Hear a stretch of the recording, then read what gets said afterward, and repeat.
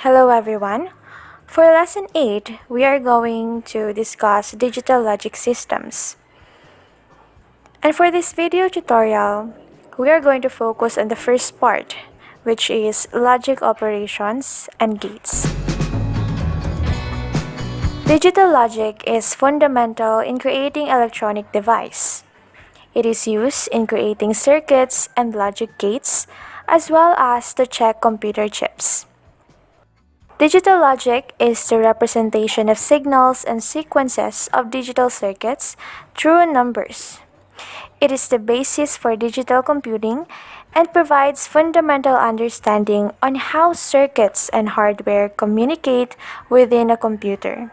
It is mostly embedded into most electronic devices such as calculators, computers, video games, and watches. Digital logic is said to be constructed by using logic gates. Logic gates has inputs and outputs. Inputs has two nominal values, 0 voltage and 5 voltage, representing logic 0 and logic 1 respectively. Also, input can be single or multiple.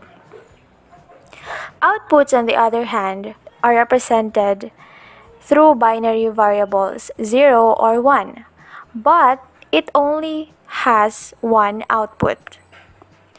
Output also changes from every input combination, and it depends upon two things: type of logic gates and the nature of input variables. We will discuss each of these individually. So let's start with the nature of input variables.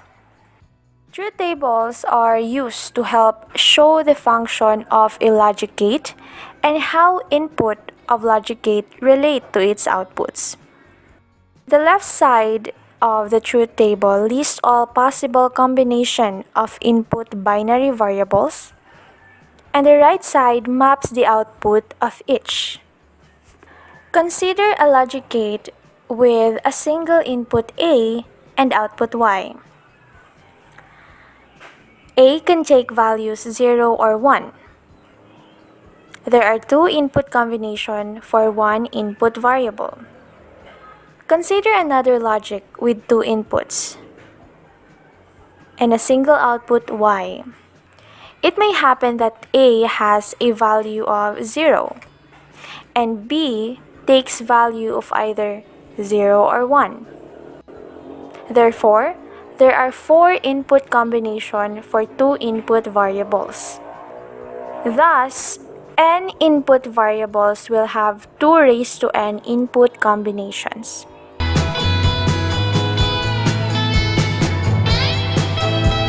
There is a trick to fill the truth table. We start filling with the leftmost input and will go column by column.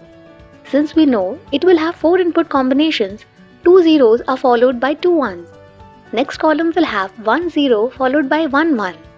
If there are 3 inputs A, B and C, there will be 2 raised to 3 equals 8 combinations. Leftmost column will have 4 zeros and 4 ones. Next column will have 2 zeros and 2 ones, which will repeat. Last column will have a series of 0 and 1.